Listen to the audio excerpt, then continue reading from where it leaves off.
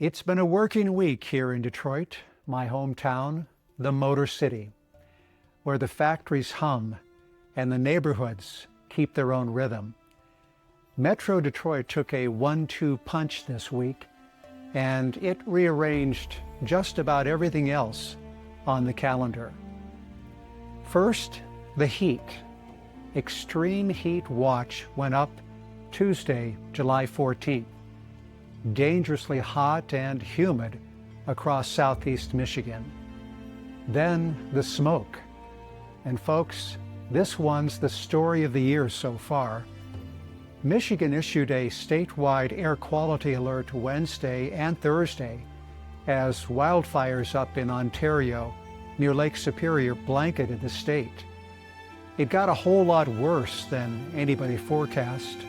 Thursday, Detroit's air quality index hit 650, the highest since they started keeping records back in 1999. Worse than the 2023 Canadian smoke. At one point, we registered 724 and ranked as the most polluted major city in the world on IQ Air's list. The haze was so thick, you couldn't hardly make out the downtown skyline from Belle Isle. And the hospitals felt it. Notable jumps in emergency visits for asthma, COPD, and respiratory complaints across Metro Detroit. Plenty got called off. John Mellencamp at Pine Knob canceled outright. A Led Zeppelin tribute out at the LaFontaine Family Amphitheater in Milford Township called off. The Henry Ford closed Greenfield Village entirely on the 16th. But Festa Italiana went ahead anyway. Crowds filling Freedom Hill County Park under smoky skies. A very Detroit refusal to let the weather win. A hard one this week. A local memorial is planned for Emily Barker, a Metro Detroit native killed battling a wildfire out in Colorado. A touch resonance in a week when wildfire smoke was choking her hometown. And over at Riverfront Towers, residents say they've gone more than a month now without full air conditioning during a heat wave.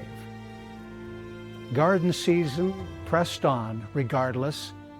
The Grandmont Annual Garden Tour is set for July 25th.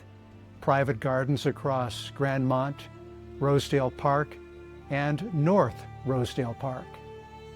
And out on Belle Isle, the long build-out keeps going, work underway or planned at the beach and bench house, the James Scott Memorial Fountain, the Remick Band Shell, plus the Ralph C. Wilson Jr.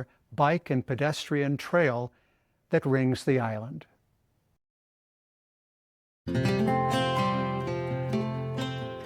Now closer to home, Lakeview, Michigan. An ordinary city in the midst of Metro Detroit, which is to say, exactly like every other city in town in Metro Detroit. Casey Jensen's Uncle Bruce lost a whole lot of weight here, about 40 pounds since spring, which may not seem like big news to you, but it's big news in Lakeview. 40 pounds for an older man to lose. You know, the idea of older people being slim was late in arriving in our town and never really has quite caught on. It's a town where it's expected that as you grow up, you get big. Every winter, when the cold temperatures and snow keep people indoors, people are less active.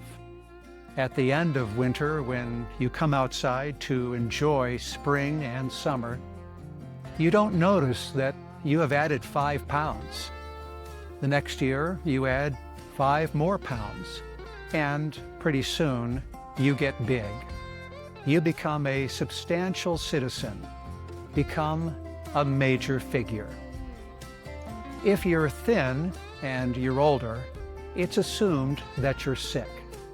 There's a lot of thin people around here who worry a lot about their health, and it keeps them thin. But most of them are quite portly. It's a town of large women, portly gentlemen, home of good eaters. I've got friends who are a little hefty, who feel real self-conscious here in Lakeview among all these young trendsetters in the fast track, you know. Slim as a rail, they come to Lakeview and buy a home, go to church, feel normal with big people. But he decided he was gonna lose some weight. He was always husky, Uncle Bruce was. He was large-boned. He played for that great Lakeview Lancers football team back in 1972. Came down and beat Detroit Catholic Central and dropped about 200 water balloons out the 4th floor of the Hotel Pontchartrain. Great team. But as the years went on, he sort of added to his playing weight so that later in life, he probably could have held down the whole right side of the line, you know. It was his cousin Delmer that started it, though Delmer would be the first to tell you he didn't mean to. Delmer Hoyt went out in February to clear the end of the driveway where the county plow had packed it in, the way he had every winter for 35 years. And about halfway through, he set the shovel down and sat down on the bumper of the truck, and that was that. 59 years old. And the thing about Delmer is that he was not an unhealthy man in the way we mean it in Lakeview, which is to say, he was not visibly dying of anything. He walked to the mailbox. He ate a salad in July. At the funeral, they set out fried chicken and cheesy potatoes in a pan of sausage gravy over biscuits, and a table of sheet cake and brownies at the end that ran 6 feet. And everybody stood around the parish hall at St. Anne's with a drumstick in one hand and a paper plate going soft in the other, saying what a shock it was, what a terrible shock, and how you just never know. And then the explaining started, the way it does. So somebody said it was the heart, and the Hoyts have always had the heart. Somebody else said Delmer's father went the same way at 61, and his uncle Emile before that. And that settled it. It was in the blood. It was genetics. There was nothing to be done. The good Lord writes the date down when you're born, and he doesn't take suggestions. And everybody agreed and felt a little better and went back for seconds, because grief takes a lot out of a person. Nobody said one word about the 6 feet of sheet cake. Uncle Bruce didn't say much at the lunch. He came home and he sat in the car in the driveway for about 20 minutes with the engine off. And then he came inside and called the clinic. They sent him down to Bingham Farms to a cardiologist, a Dr. Patel, a small, serious woman about the size of one of his legs, who put him on a treadmill and hooked wires to him and watched a screen for a while, and then sent him across the hall for a scan of his heart, where he lay in a machine that went around him and took pictures of his arteries in a way that I don't pretend to understand, and it came back with a number on it, a calcium score, she called it. She turned the monitor around so he could see it, which is a thing they didn't used to do, and she showed him the little bright specks along the arteries and said that was calcium. And calcium in that place means plaque, and plaque means the thing that happened to Delmer. And then she sat down across from him and told him the truth, which is not a thing that happens to a man very often in Lakeview. She said his heart was a good heart, a strong heart, a heart that had been doing the work of two hearts for some years now and would appreciate a little help. She said the number was not a sentence, it was a warning, and that a warning is a kind of mercy, and that the family history he'd been hearing about all his life at funerals was real, but it was not the whole story. It loads the gun, she said, and the fork pulls the trigger. She said the number that mattered day to day was not the number on the scale. It was how far he could walk before he had to stop and admire the scenery. And then she told him what to eat, and it was not what he expected. She said plants, beans, lentils, oats, greens, whatever fruit he'd eat without being nagged, nuts if he didn't salt them into a snack food, no meat, no dairy, no cheese, no butter, no whole milk on the cereal. She said the evidence on that is stronger than most people are comfortable with, and that she has watched calcium scores hold steady and chest pain go away in men who did it and meant it. She told him to move his body every day, not to punish it, just to move it, and to eat like a man who intends to be around. And then she said the sentence he's repeated to everybody in town about 40 times since, which is, you don't have to be an athlete. You have to be a person who goes for a walk. So he goes for a walk.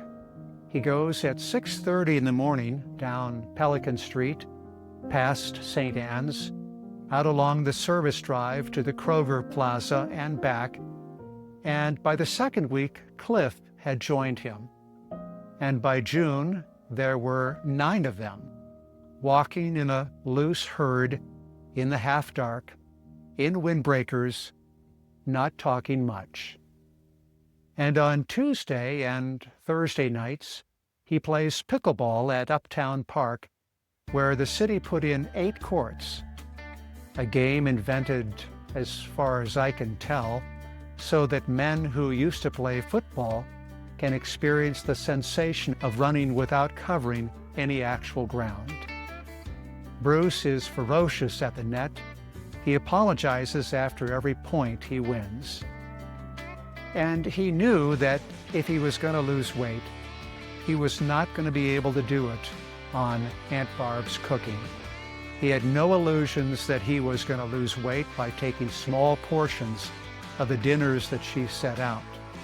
Small portions are not part of the logic of her cooking. You can start with a small portion, but it leads to additional small portions and eventually to a nap lying on your back. She's a great cook. The idea of sitting down to her dinner and taking a small portion would be like going to the movies and promising yourself you were going to leave as soon as it got interesting. Like a lot of great cooks, she's a thin wisp of a woman herself, puts so much energy into cooking, you know, that when she finally puts dinner on the table, she sits down and rests, drinks a little coffee, gets up every few minutes, check on things in the kitchen, check on the pie in the oven, heat up the gravy, bring in some more potatoes. She had an eat on the job, you might say. But he wanted to lose some weight, and so for the past 4 months, he hasn't eaten a bit of what you and I would call a meal. He has been eating beef, only beef. This came to him the way most things come to a man now, which is that he was watching a YouTube video about how to replace the belt on a snowblower. and an advertisement came on that he could not skip for 11 seconds. And in those 11 seconds, a young man with no shirt and a great deal of neck stood in a kitchen the size of the Lakeview post office, with a wooden cross on the wall behind him and a ribeye in a pan, and said that everything we have been told about food is a lie. Everything. He said seed oils are what's wrong with the country, and God did not make a seed oil. He said in Genesis, God gave men dominion over the beast. And after the flood, he told Noah plainly that every moving thing that lives shall be food for you. He said when the 3 visitors came to Abraham's tent, Abraham didn't set out a salad. He ran to the herd and took a calf. He said when the prodigal son came home, the father did not kill the fatted lentil. He said all this in 11 seconds, and then he said it again for 40 minutes. And at the end of it, there was a program you could sign up for called the Genesis 9 Protocol, $39 a month. And that all sounded right to Uncle Bruce, and I suppose it is right as far as it goes, but you notice it stops right about where it wants to, because the fatted calf was for an occasion. That's the whole point of the fatted calf. That was when the boy came back. The apostles did not have fatted calf for lunch every day. A good many of them were fishermen, so they ate a good deal of fish. And Scripture mentions fasting more than once. And it's not a coincidence that whenever the Lord fed people directly, it was always low calorie, loaves and fishes. When he fed the prophet Elijah, he sent a raven with little bits of food in its beak. And you are not going to gain a lot of weight on food that arrives in a raven's beak.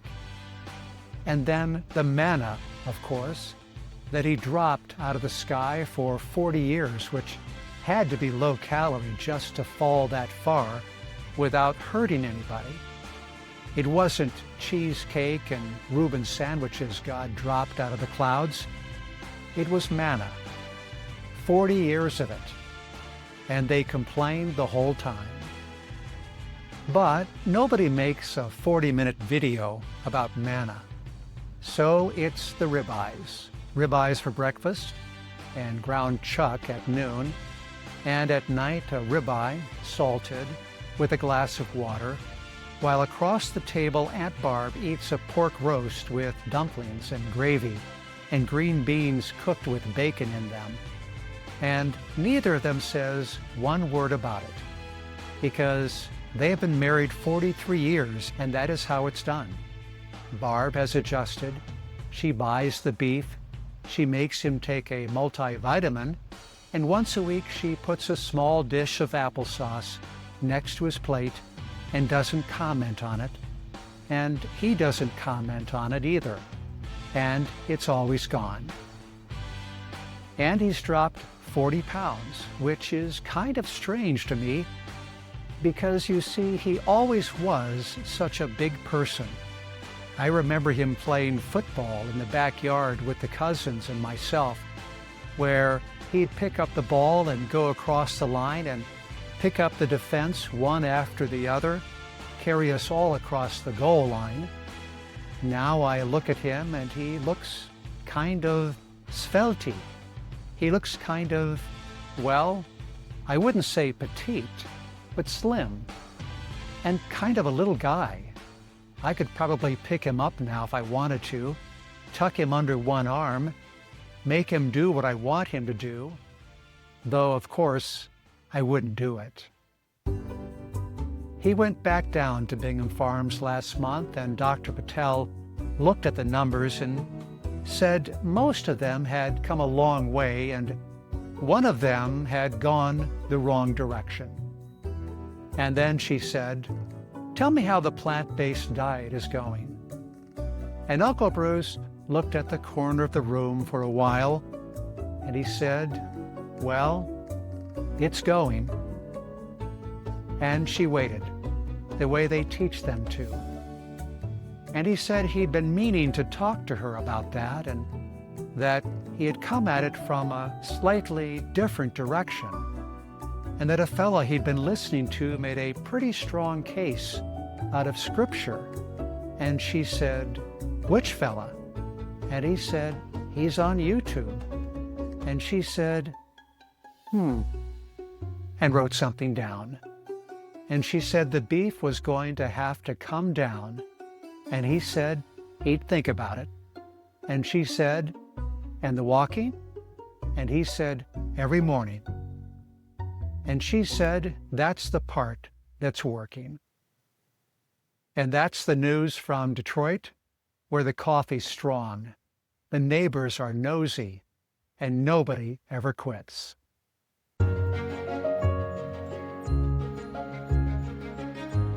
"7 days.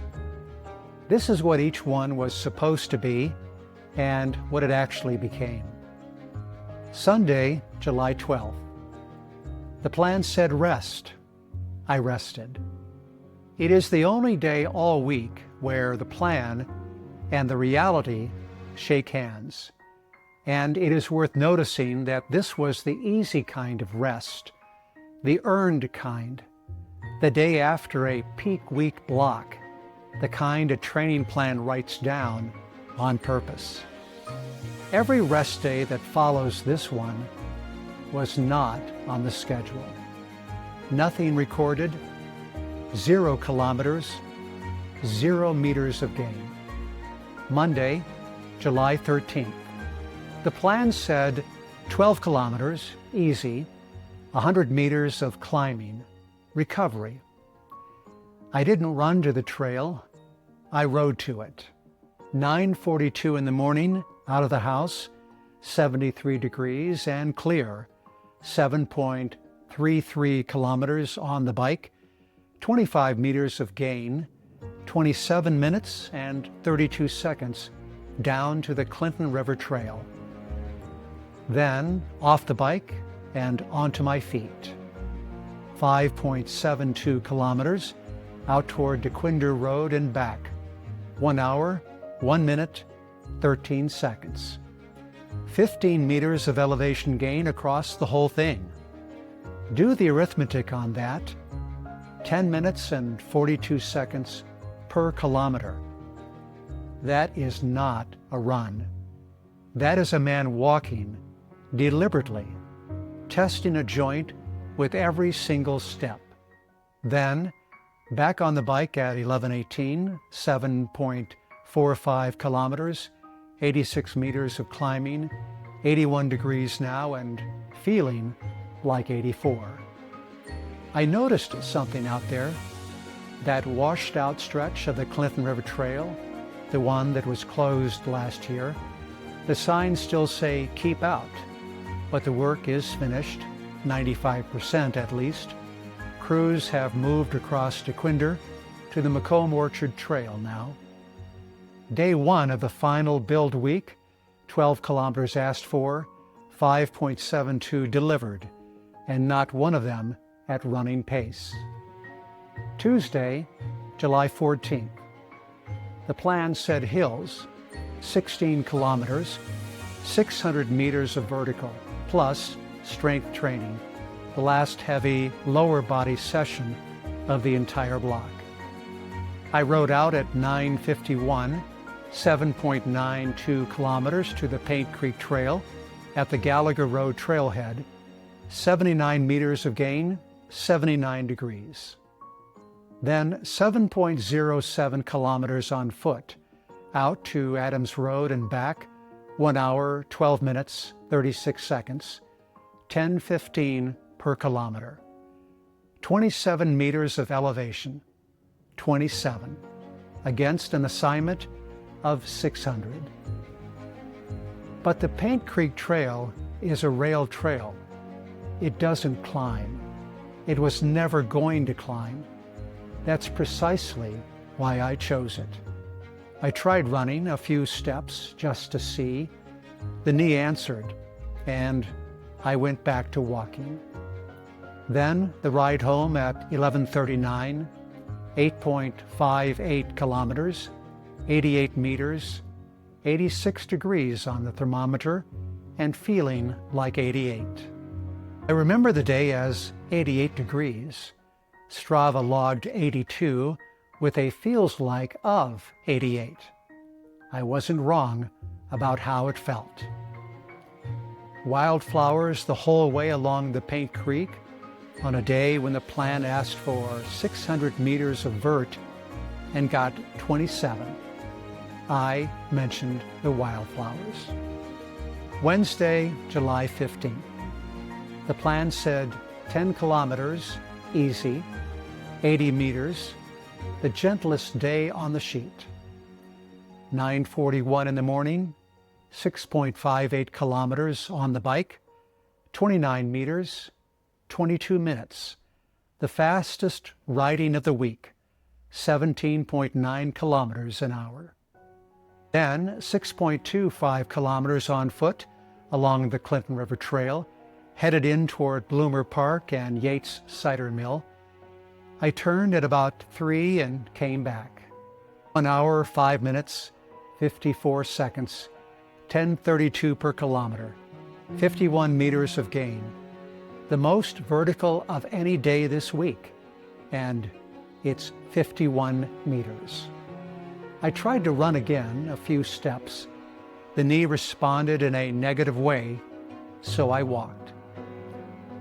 Ride home at 11:12, 6.66 kilometers, 79 meters, 86 degrees, felt like 91.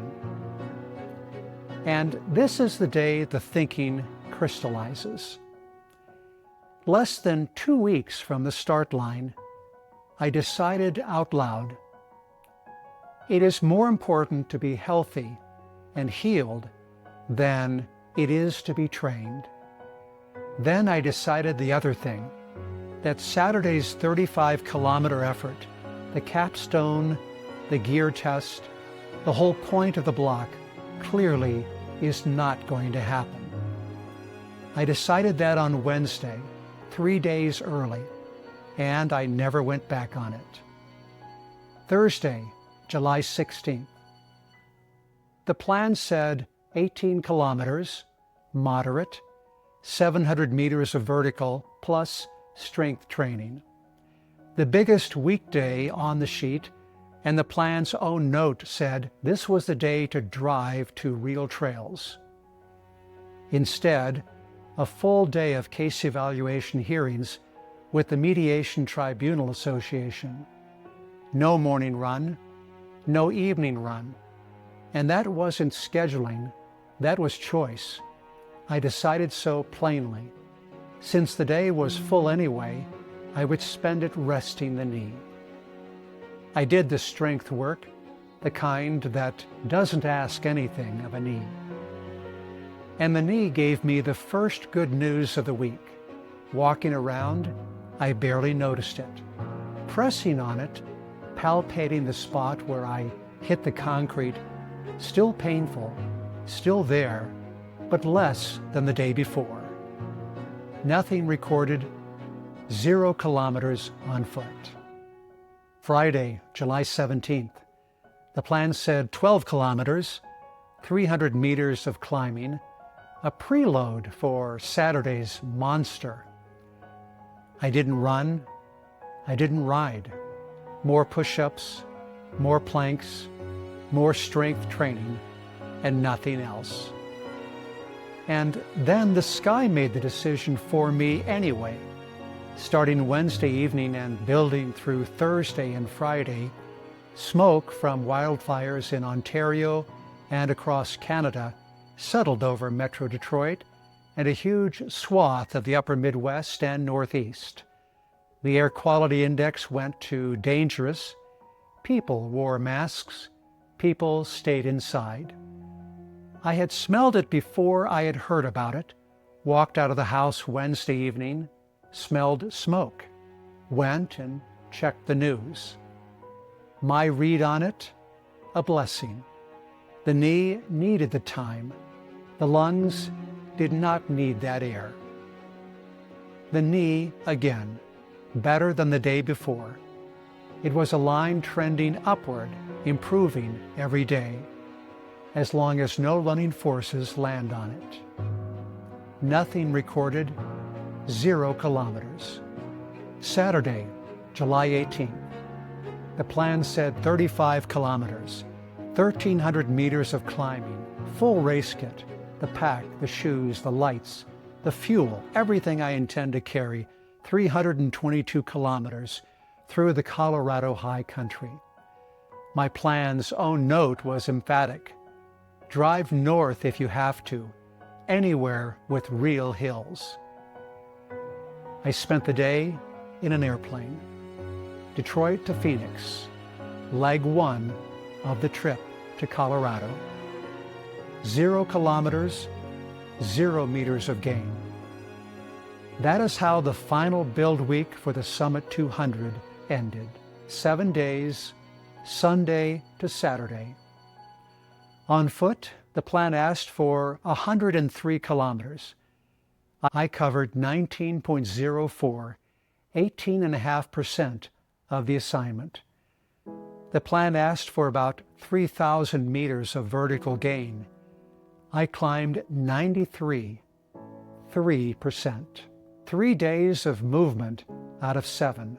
4 days of nothing at all.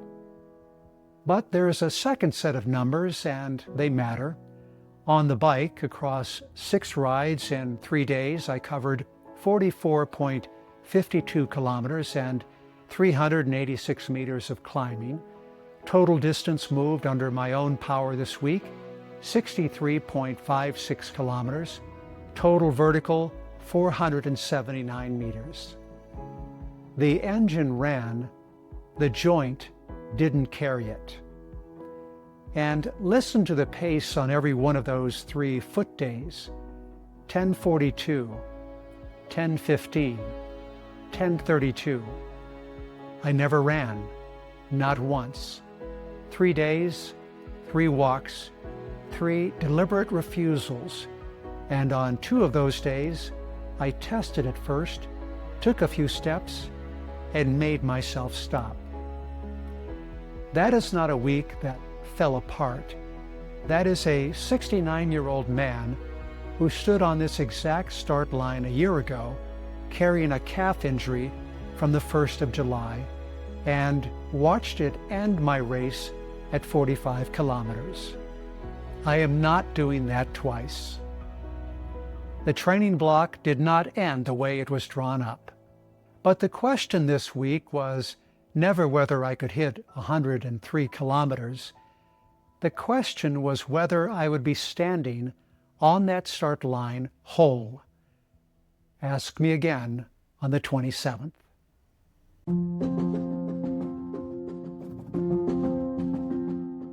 Ultra running keeps a ledger, not of speed, but of persistence. The people who keep coming back year after year.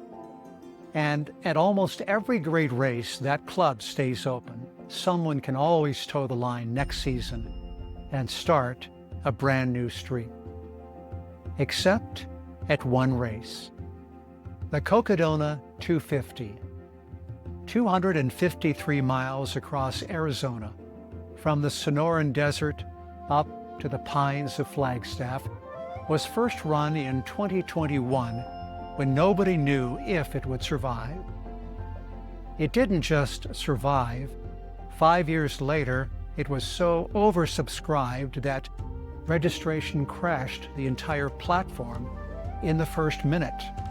Now, it's a lottery. 108 people finished that first race, and every year since, the number who have never missed one has only gone down. 108, 17, 8, 6, 6, 4. 4 runners have finished all 6. There is no addition they missed. There is no before. Their record and the whole life of the race are the same object. The club is sealed. It can never grow. It can only get smaller. And the two men who left most recently didn't break down. Brian Janicek was still getting faster.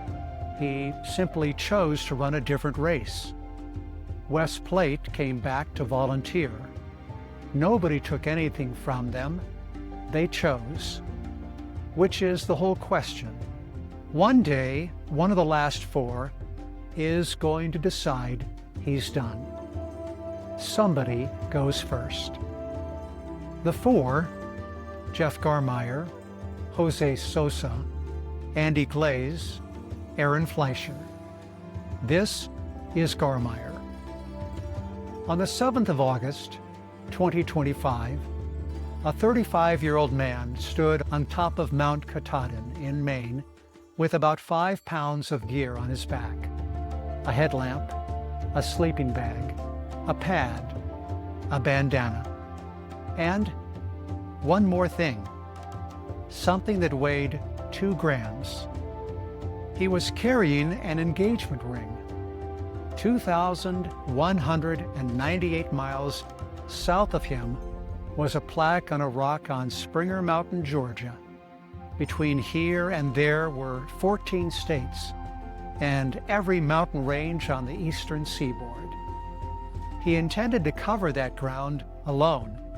No crew, no pacers, no support vehicle, carrying his own food, arranging his own resupply, sleeping when he decided to sleep, and not 1 minute longer. And the entire way through Maine, through the Whites, through the rain, through a resupply box that got thrown out from under him in Shenandoah, he carried that ring. 45 days, 8 hours, and 37 minutes later, he came down off Springer Mountain and got engaged at the finish line. It was the fastest self-supported crossing of the Appalachian Trail in history. He beat the old record by about 4 hours. 4 hours out of 45 days. His name is Jeff Garmire, Bozeman, Montana, 36 years old. He is one of the 4 runners who has finished every Cocodona 250 ever run. And he is, by a considerable margin, the strangest fit of the 4, because the other 3 came to Cocodona from ultra running or from ordinary life and found something there. Jeff Garmire came to Cocodona from the opposite direction entirely. He came from being alone. Start in 2011. He was a college student. He took a term off and went and hiked the Pacific Crest Trail, 2,600 miles, Mexico to Canada. Somewhere on that trail, he packed a pizza in and shared it out with the other hikers. And they gave him a trail name for it, Legend. He is still called that 15 years later. In a completely different sport, people still call him Legend. But look at what the name is actually attached to, because the resume that follows is not the resume of a joiner. Pacific Northwest Trail, 2014. The Colorado 14ers, 2015. And then 2016, he quit his job in February and went to Georgia and tried to hike the Appalachian Trail, the Pacific Crest Trail, and the Continental Divide Trail, all 3 inside a single calendar year. 8,000 miles, roughly 252 days of walking. He became the 5th person in history to do it. He wrote a book about it. It's called Free Outside. Buried in the middle of it, almost in passing, is the detail that the whole enterprise was raising money for suicide prevention. It shows up on page 171 and then, more or less, disappears again. That's a fairly good sample of the man. The hardest thing gets done, and then it gets mentioned quietly, and then he moves on to the next one. Then came the records. The Great Western Loop, 2018, the Arizona Trail, the Pinhoti, the John Muir Trail, the Long Trail, all in 2019, all speed records, 3 of them in 1 calendar year. More than 20 premier fastest known times all told, and in the late summer of 2020, with the pandemic having eaten most of his year, he went and did the Colorado Trail. 500 miles. He carried every calorie he would consume for the entire route, 8.5 days of food on his back from the start. He did not enter a single town. He did not use a single water spigot. He drank out of streams. He slept under a tarp. 9 days, 8 hours, 18 minutes. Think about what kind of person designs that. Not just the distance, the terms. He deliberately built a challenge in which no other human being could help him. And then he went and won it. That is the man who showed up in the Sonoran Desert in May of 2021. And here's the thing almost nobody remembers about that first Cocodona. Jeff Garmire was not an ultrarunner. He had thousands and thousands of miles in his legs, but as a hiker, on his own clock, with no bib number. His longest race, the longest official timed, organized event he had ever entered in his life, was a 50-kilometer run in Empire, Colorado in 2017. 31 miles, he finished 20th. Cocodona was functionally his second ultramarathon. 253 miles as your second ultramarathon. He finished in 95 hours, 28 minutes and 34 seconds, 17th of the 108 who made it. Not the fast one, not yet. Afterward, in interviews, he talked about hallucinating.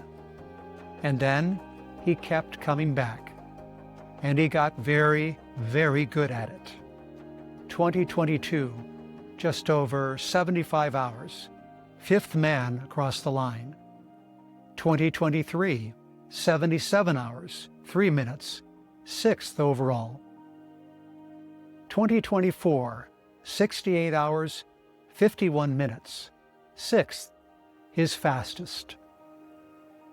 2025, the mud year, the flood year, the year the Verde River was knee-deep and ripping. 77 hours, 37 minutes. Somewhere in that 2025 race, one of his own pacers tested positive for COVID. The crew talked it over among themselves and decided not to tell him. They were right not to. He described his brain at that point as running an operating system from 1995. He finished anyway. Now hold the shape of this up to the light, because it's genuinely odd. Cocodona is the most watched ultramarathon in North America. 125 hours of continuous live streaming, trackers, drones, aid stations like small carnivals, a camera crew that will find you at 4 in the morning in the Bradshaw Mountains and ask you how you feel. It is the loudest, most public, most communal event in the sport. And the man who has never missed one is the man who taught himself to cross the Rocky Mountains without speaking to anybody. Every May, the most accomplished soloist in American long-distance walking, voluntarily walks into the middle of the biggest party in ultra running for 6 straight years. Which brings us to the last 18 months, because they explain the whole thing. In the summer of 2025, Jeff Garmire got 3 weeks' notice to vacate his apartment. He didn't find another apartment. He gave up the home and the comforts and the stability and put everything into an attempt on the Appalachian Trail, a record that had stood since 2017, held by a man named Joe McConaughey. He built the calories himself. He made a 1,000-calorie protein bar with his mother before he left. He woke at 4:45 every morning and was moving by 5. He averaged about 45 miles a day for a month and a half, and by his own account, in his own official report, the trip was lonely. The Appalachian Trail is famous for trail magic. Coolers of soda left at road crossings, strangers cooking for hikers they've never met. He saw almost none of it. 45 days on the most social, long trail in America, and the thing he came back talking about was the solitude. He also said it changed his life more than any other 45-day stretch he had ever lived. He raised $29,000 for the Trevor Project along the way.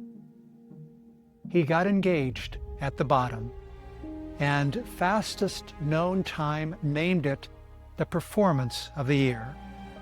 5 months later, February of 2026, the Barkley Marathons, Frozen Head State Park, Tennessee.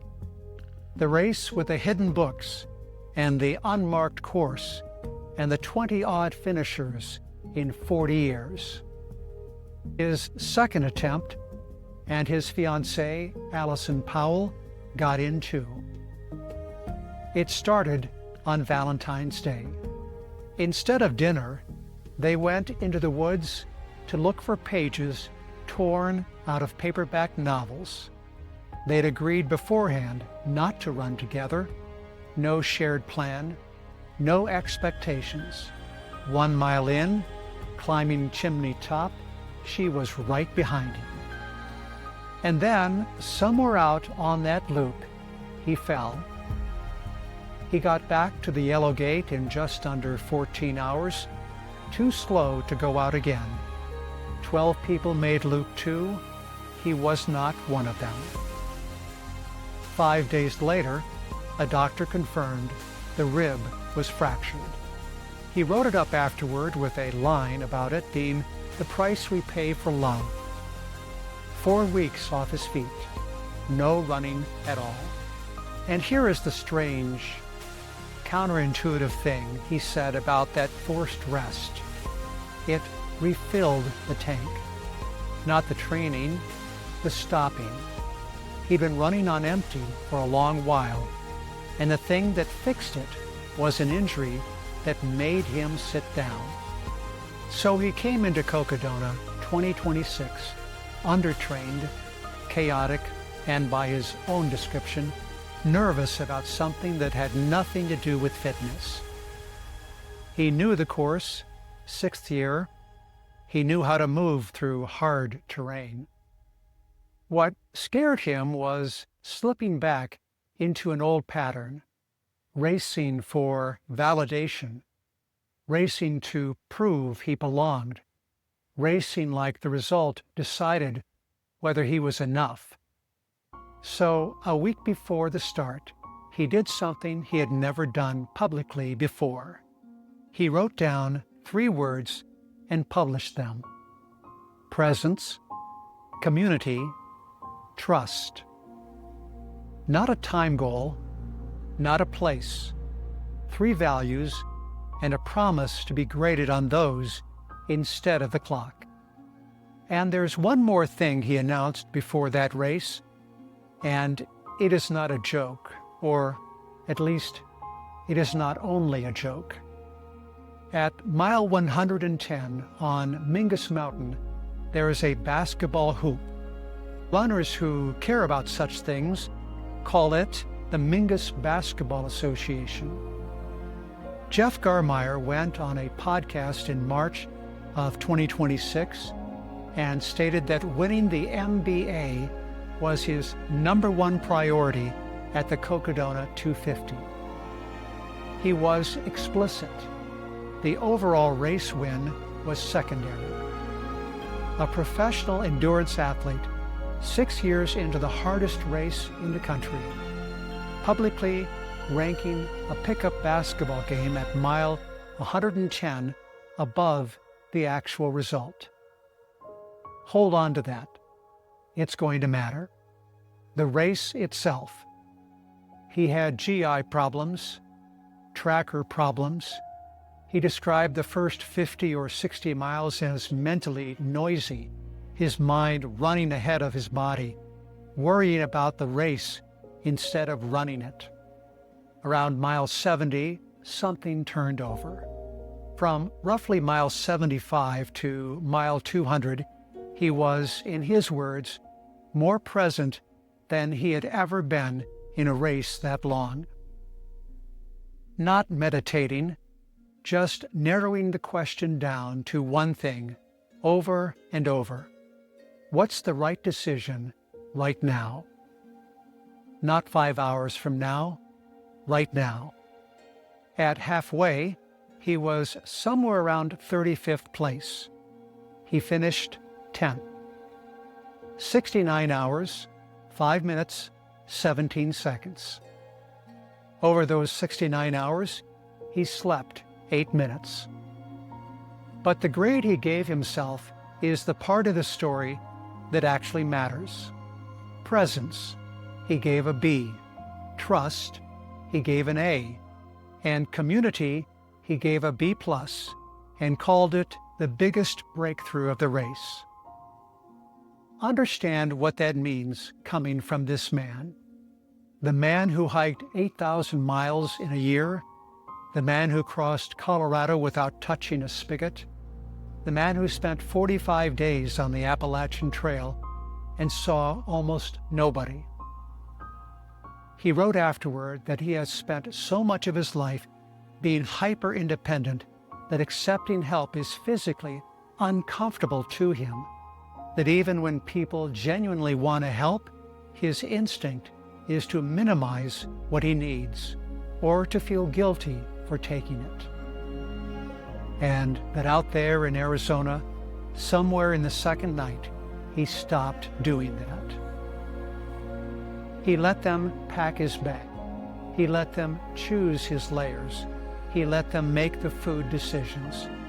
He told them how he actually felt instead of managing how he appeared. And what he came away with was this: including other people in his problems did not make him weaker. It made him faster. He said the race stopped being isolated and became shared. He also said, and this is the line worth sitting with, that the biggest thing he learned was that he could receive support without feeling guilty about it. He's 36 years old. He has traveled tens of thousands of miles on foot, and that is what the 6th Cocodona taught him. So, the question this whole series is built on. When Kevin Goldberg sat the four of them down and asked how the streak finally ends, Jose Sosa said an injury. Andy Glaze said a surgery. Jeff Garmire wrote down one word: death. He said he couldn't picture any other way it would happen. And you have to take that seriously, because look at the evidence. This is a man who ran 253 miles on 8 minutes of sleep 5 months after breaking a rib. A man who has never, in 6 tries, failed to finish. A man whose worst year here was 95 hours against a 125-hour cutoff, meaning he has never once been close to the limit. Physically, there is no visible crack in him, but remember what Chapter 1 established. Remember what actually happened to the two men who left. Nothing happened to them. Brian Janicek was still getting faster every single year. And in May of 2026, he went and ran a different race. Wes Plate came back to Cocodona and volunteered. Neither of those streaks was broken by a body. They were ended by a calendar. And now look at Jeff Garmire's calendar. He is the only professional in the group, which sounds like an advantage, and in one specific way, it is the opposite. Because a professional has a schedule that competes with itself. He has been to the Barkley Marathons twice and finished neither. He is the kind of man who considers a 45-day trail record practice for it. He holds fastest known times on the John Muir Trail, the Colorado Trail, the Arizona Trail, the Long Trail, and now the Appalachian. And the whole logic of that life is that there is always another line on the map. The other three men run Cocodona because it is the thing they do in May. Jeff Garmire runs Cocodona in a May that also wants to be a Barkley year, or an FKT year, or a year he gives up his apartment and disappears into the woods for 6 weeks. Every single one of those things is a reason to be somewhere else in the first week of May. And he is now engaged to a woman who runs the same race with her own crew, her own bubble, her own tent the night before, which is its own quiet arithmetic. 2 athletes, 1 calendar, 1 May.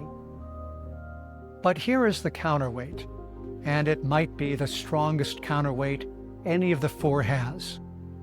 Ask why he keeps coming back, and he doesn't talk about the streak. He doesn't talk about the record. He barely talks about placing. He talks about a woman in Cottonwood who comes out of her house every single year to run beside him for a few seconds and cheer. He talks about crossing the Verde River in the dark. He talks about a pacer named Ari, who he made do the worst descent on the course twice, and about blasting Disney music through the puddles into Jerome. He talks about a basketball hoop at mile 110. He has said flatly that it is somehow still his favorite race. The man who built an entire career out of needing nobody keeps going back to the one place in the sport where 300 people know his name. That's not a streak. A streak is a thing you're trapped in. That's a homecoming. And when Kevin asked all 4 of them to raise a hand if they'd expected back in 2021 to still be doing this, no hand went up. Jeff Garmire explained why, and it remains the truest thing anybody has said about this whole enterprise. None of them can think further ahead than next week. Nobody decided to run Cocodona 6 times. They each decided to run it 1 more time. So, which is he? The man who says the streak ends with his death and means it? Or the man with the most crowded calendar of the 4, the most competing ambitions, the most reasons in any given year to be somewhere else? The evidence cuts both ways, and it cuts hard. He is the fastest. He is the most durable. He is the only one who does this for a living. And he is also the only one of the 4 whose life is a permanent argument about where to be next. Next time, an ironworker from San Diego who signed up for a 253-mile race as his first event longer than 100 miles, who put his foot in a cattle guard in 2021, blew up his ankle, tore a muscle in his shin, and climbed Mount Eldon on it anyway. He has never finished in the top 10. He has never had a sponsor. He has never once been the story. Chapter 3. The Ironworker Nobody's Counting.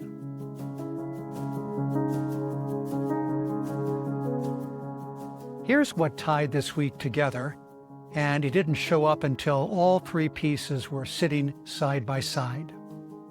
Every story in this episode is about somebody choosing the small thing over the big one. Uncle Bruce went looking for a dramatic answer, and he found one 40 minutes long, $39 a month, with scripture on top and a ribeye in the pan. And when the doctor sat down with his numbers, the thing that had actually moved was the walk. 6:30 in the morning, down Pelican Street, in a windbreaker, not talking much. That's the part that's working.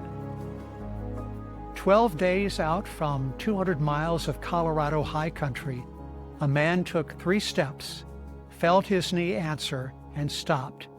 Then did it again the next day, and again the day after that. That's not a training block falling apart. That's somebody deciding it matters more to arrive whole than to arrive trained. And out in Arizona, 4 runners who have covered more ground between them than most of us will ever drive. Not one of them ever decided to run that race 6 times. They each decided to run it one more time. That's the whole thing, isn't it? The streak never ends because the body quits. It ends the day somebody decides something else matters more. And it begins exactly the same way. One ordinary morning, one more time, nothing heroic about it at all.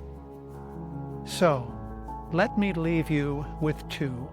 First, what's the small, boring, daily thing that's actually working in your life right now? The one nobody would ever make a 40-minute video about. The walk, the 8 minutes, the applesauce nobody comments on. And second, the harder one, is there something you're still showing up for mostly because you don't want to be the one who goes first? And if nobody were counting, would you still be there? I'd like to hear it. Leave it in the comments, the real answer, not the tidy one.